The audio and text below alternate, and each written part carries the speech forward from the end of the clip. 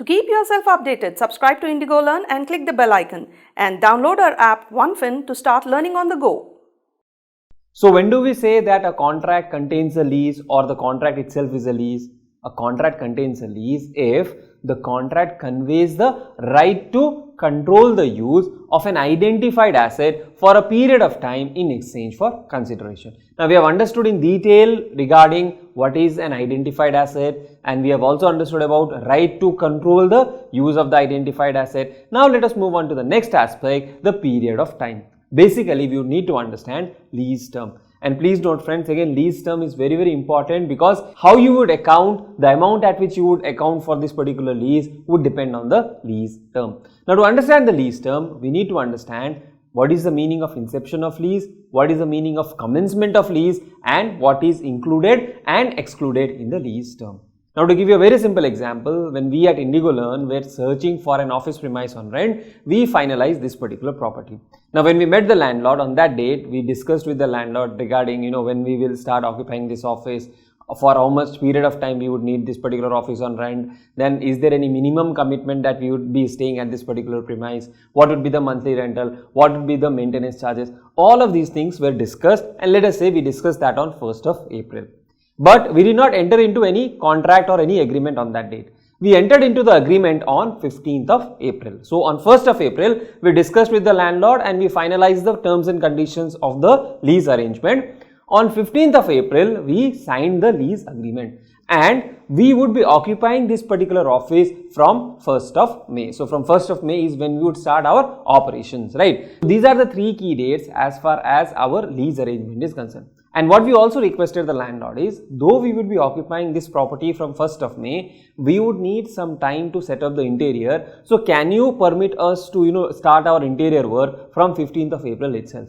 And from 15th of May till 1st of May, it would be good if you can waive off the rental for that period, because we would not be starting our operations till that time. So the landlord, after our request, he thought, okay, anyways we are giving a 1-year commitment. So the commitment that we gave was from 1st of May till the next 1 year, we will not vacate the office premises. So because we had given that commitment, he said, okay, whatever interior work you need to start, you can start from 15th of April itself, the date on which we signed the agreement. Okay, so we agreed on the terms and conditions on 1st of April.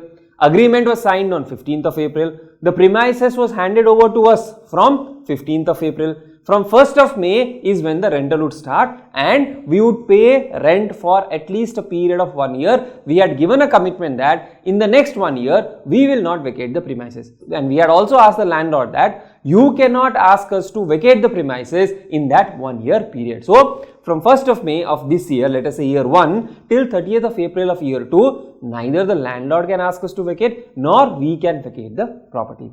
Now, in all of these dates, we need to understand what is the inception of lease.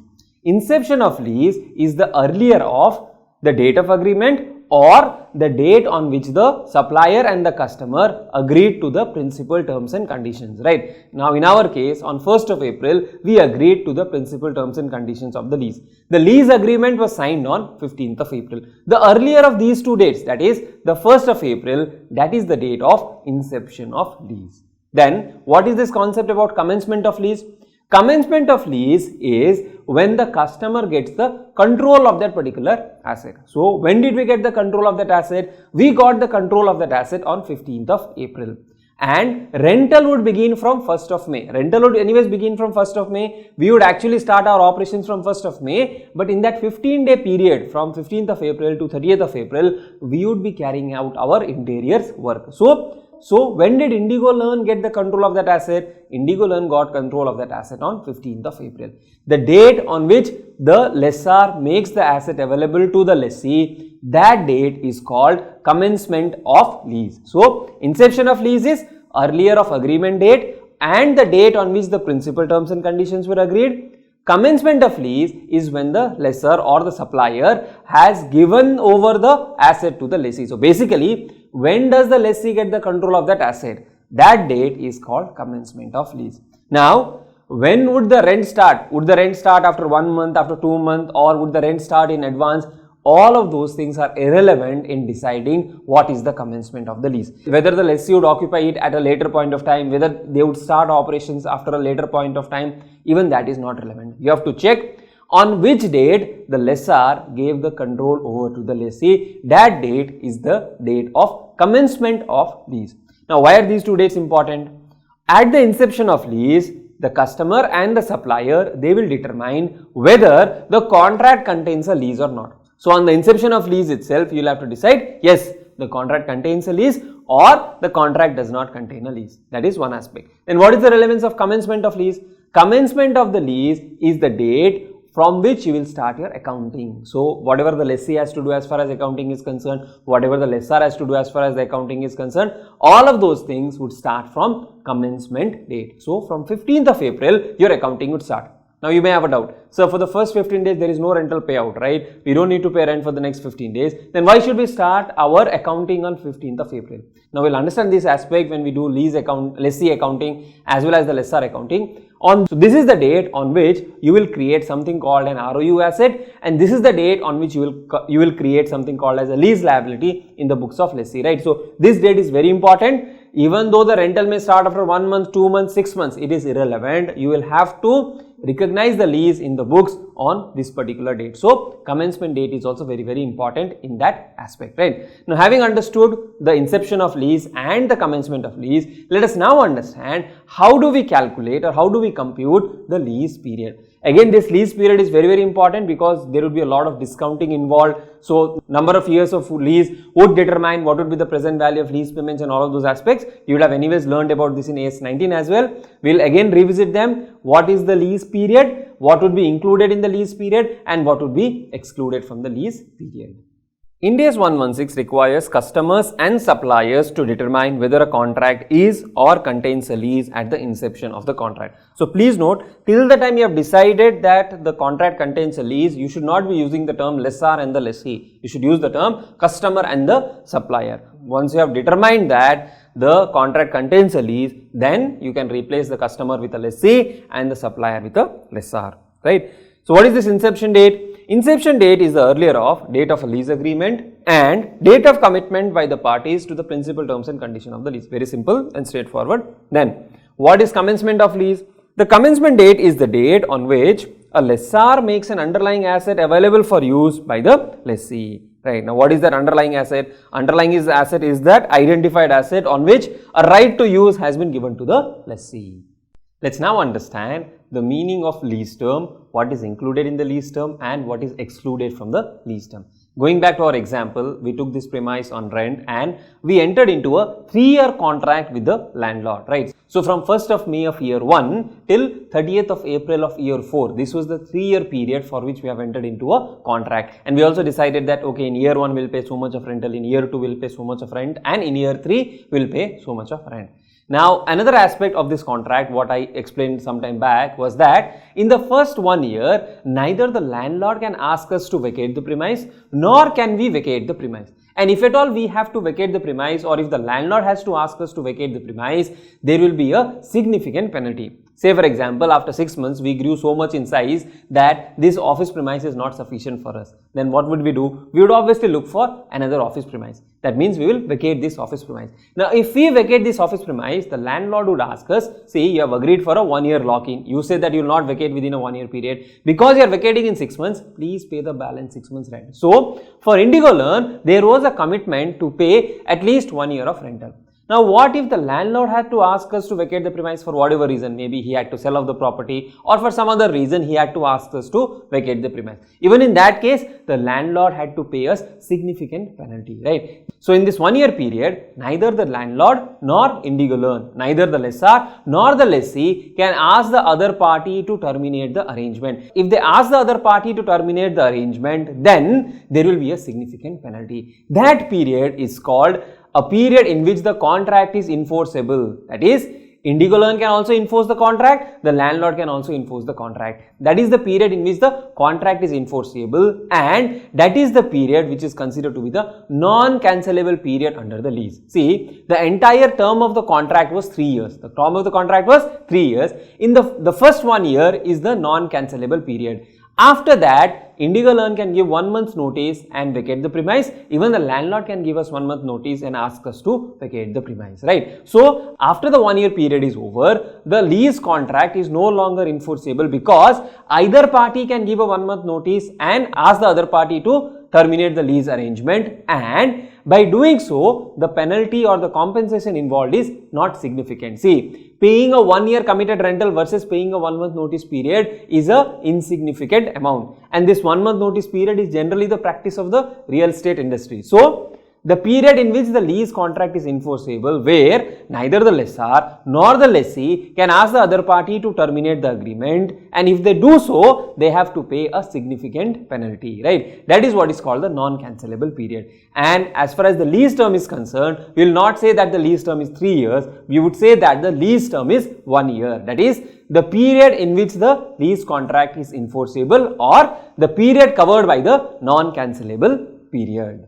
Now, if you remember, the commencement date for the lease was 15th of April and not 1st of May. And that 1 year period began from 1st of May till 30th of April of year 2. Okay, so that 1 year is the non-cancellable period. Now, when I say the lease term, shall I say that it is a 1 year period, or should I also include this 15 days of rent-free period? So, what the standard says is, as far as the lease term is concerned, you should compute the lease term beginning from the commencement date. What was our commencement date? 15th of April. So from 15th of April till the end of the non-cancellable period, that entire term would be considered to be the lease term. So, you will not only include the non-cancellable period, you will also include any rent-free periods. So, in our case, the lease term would be 1 year plus 15 days of rent-free period. So, what is the first component? The first component is the non-cancellable period. What is the second component? The second component is the rent-free period. So, the non-cancellable period is the period for which the contract is enforceable. So, whenever to the extent the contract is enforceable, that period is called to be the non-cancellable period. Now, when do we say that a contract is not enforceable or an arrangement is not enforceable? It is when both the lessor and the lessee have the right to terminate the lease without the permission from the other party and with no more than an insignificant penalty. So, in our example, after the 1 year period, I can give a notice of 1 month, I don't need to take the permission from the landlord, I can vacate the premise and I don't need to pay a significant penalty, right? The penalty is insignificant, that is as per the nature of the industry, nature of the real estate business, I just need to pay 1 month rental, okay. So, there the contract is not enforceable. So, after the contract becomes not enforceable, from that day onwards, you will not include that period in calculating the lease term. So, to summarize this cancelable period and non-cancelable period, you need to ask a simple question, whether either party has the right to terminate the contract without the permission from the other party. That is the question you need to ask. If the answer to this is no, then it is an enforceable contract. See, if none of the parties on their own can cancel the contract, then that is enforceable. But if they can cancel on their own, then you need to ask one more question, whether significant penalty is involved. If significant penalty is involved, then again the contract becomes enforceable. If significant penalty is not involved, then the contract becomes not enforceable. Now, the period in which the contract is enforceable is referred to as the non-cancellable period, right? So far we have understood that lease term includes the non-cancellable period and the rent-free period. Now, let us add one more dimension to this example. Because we are spending so much amount on interiors to set up the studio and all of those things, what we also added in the contract is that Indigolearn, after the 1 year non-cancellable period, has the option to extend the contract for another 1 year. Okay, so now what is the arrangement now? The landlord cannot ask us to vacate the premise for the first 1 year. Neither Indigolearn can vacate the premise for the first 1 year. That is the non-cancellable period.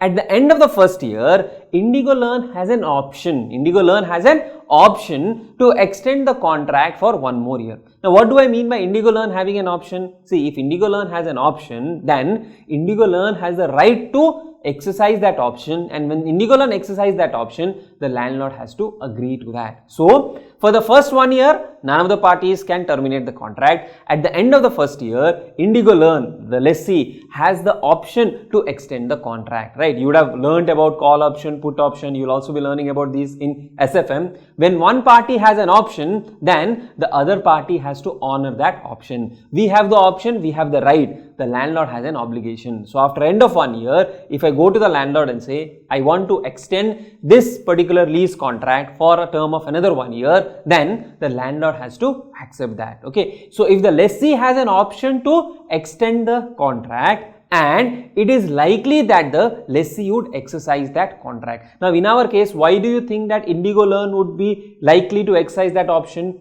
Because we have spent a lot of amount on interiors, and if we have to relocate to another place after a period of 1 year, we will have to re-incur those expenses. So Indigolearn is likely to exercise the option to extend the contract. Now if there is such an option in the contract where the lessee has an option to extend the contract and the lessee is likely to exercise that option, then you will include that period also in the lease term. So far what all did we include? We included the non-cancelable period, we included the rent-free period, and we also included the option to extend the lease which is available with the lessee, and the lessee is likely to exercise that particular option.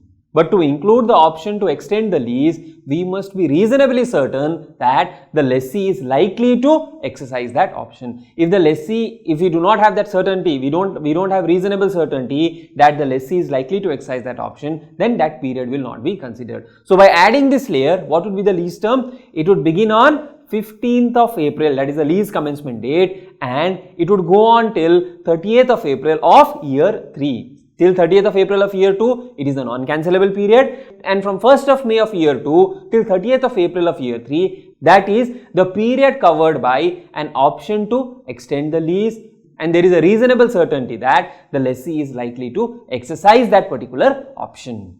Let's now add one more layer to this example and change some of the facts. Say the first 15 days is the rent-free period, and from 1st of May till 31st of October, the first 6 months, the landlord cannot ask us to vacate, neither can we vacate the premise. And for the next 6 months, the lessor cannot ask us to vacate, but we have an option to terminate the contract. So Indigolearn is taking an advantage here. I am just building up this case that the lessor, or that is the landlord, cannot ask us to vacate the premise for the next 1 year period. Okay, but Indigolearn cannot vacate the premise for the first 6 months, and after the first 6 months, Indigolearn has a right to terminate the contract. We have an option to terminate the contract, but the landlord does not have an option. We have the option, the landlord does not have the option. So landlord is locked in for 1 year period and we are locked in for a 6 months period. Now if such kind of option is included in the contract, what should be the lease term? Okay, for a moment, ignore the right to extend the contract that we have already discussed.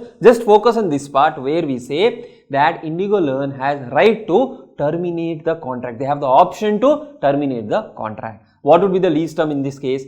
The first 15 days of rent-free period, that you will include. Then the non-cancelable period, that is the first 6 months, that also you would include. What do we do after that? We need to ask a question whether Indigolearn is reasonably certain to exercise the termination option or it is unlikely to exercise the termination option. So there is a reasonable certainty that Indigolearn will not exercise the termination option, then the 6 months period covered by the termination option will also be included in the lease term. So the question we are asking is, lessee, will you terminate the contract? No, we will not terminate the contract. So then the lease term would extend till 30th of April of year 1. That is the first 15 days of rent-free period, then the 6 months of non-cancelable period, then the 6 months covered by a right to terminate with the lessee is unlikely to exercise.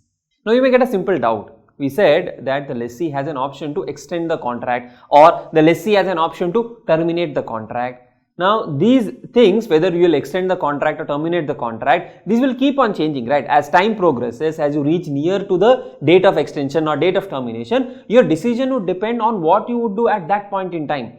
Then should we continuously keep on evaluating whether the lessee will terminate or not terminate, whether the lessee will extend or not extend?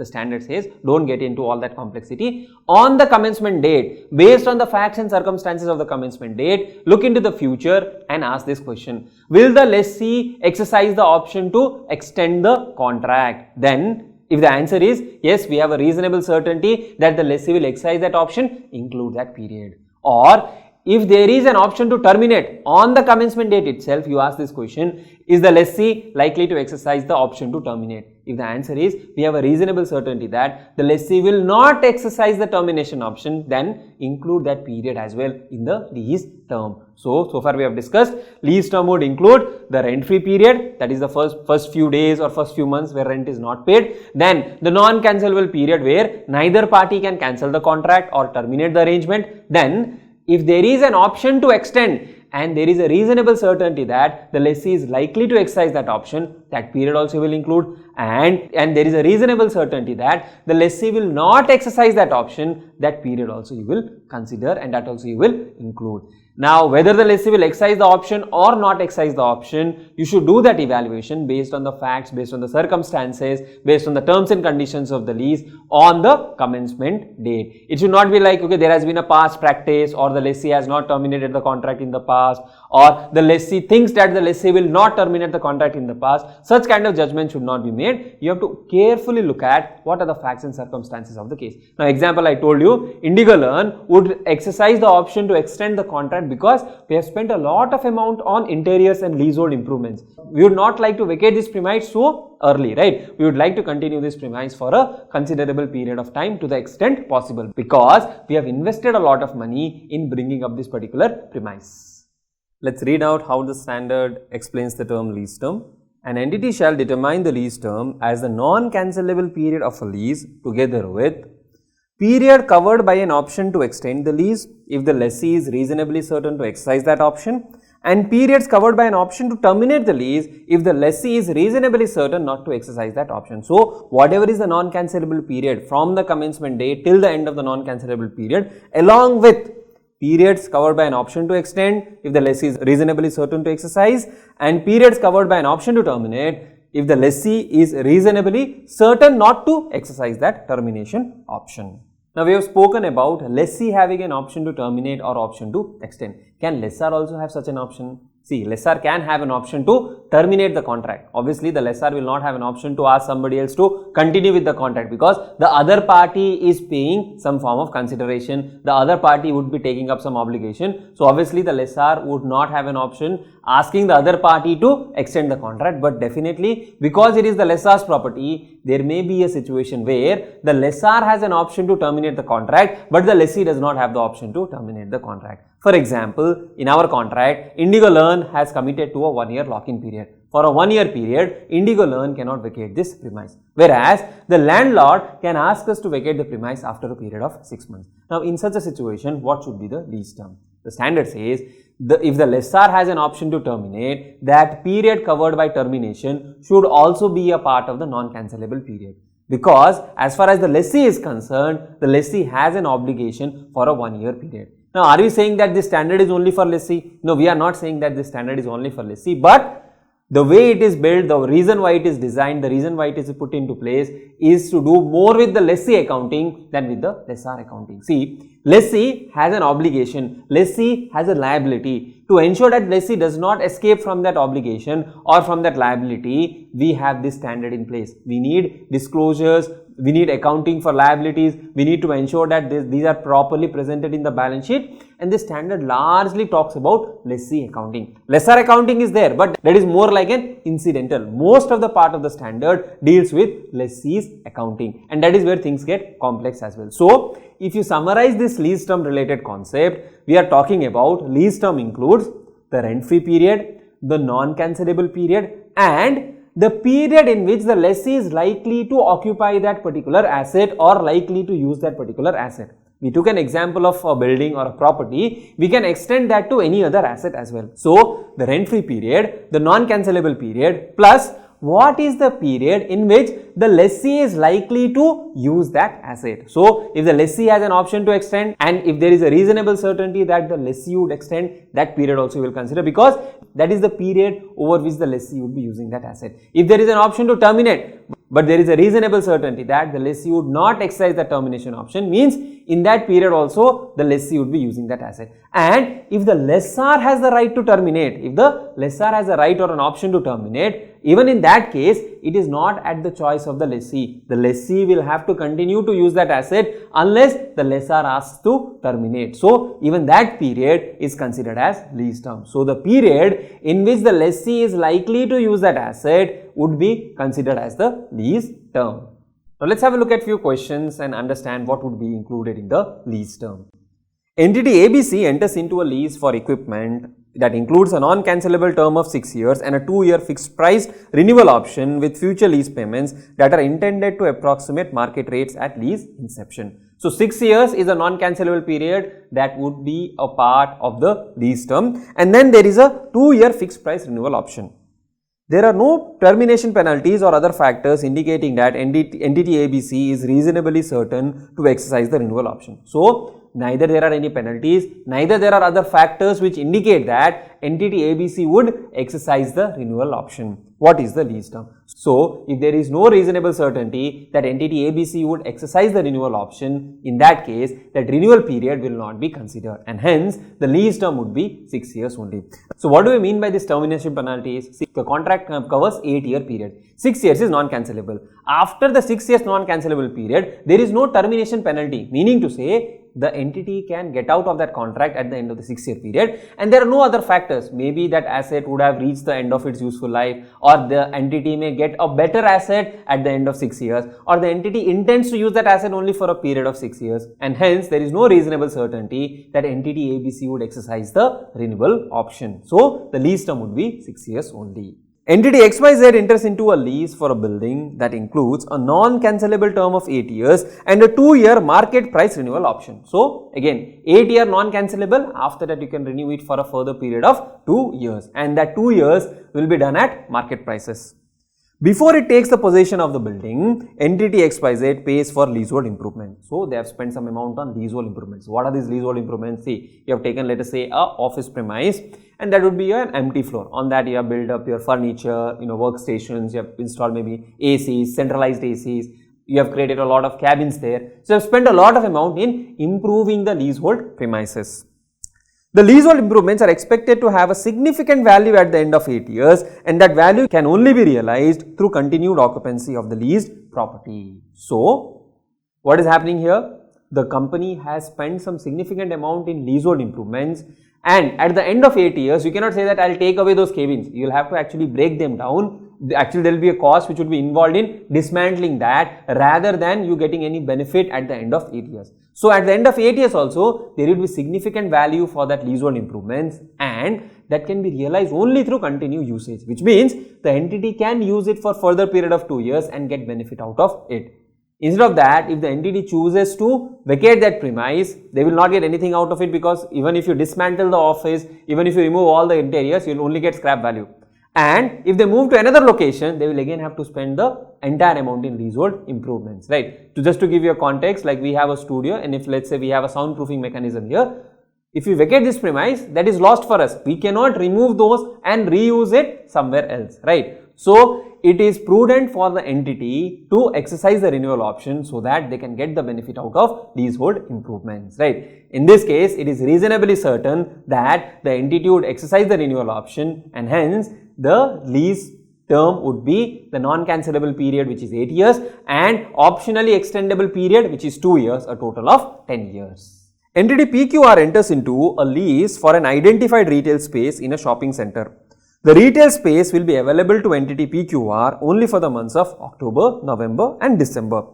During a non-cancellable term of 7 years, the lessor agrees to provide the same retail space for each of the 7 years. What is the lease term? Now, so this is the case where the lease term is not continuous. The lease term is only 3 months out of a 1 full year. So, for 3 months period, the entity can come to the shopping center, occupy that identified space for a period of 3 months and then vacate that. Like this, it would continue for a period of 7 years. What is the lease term?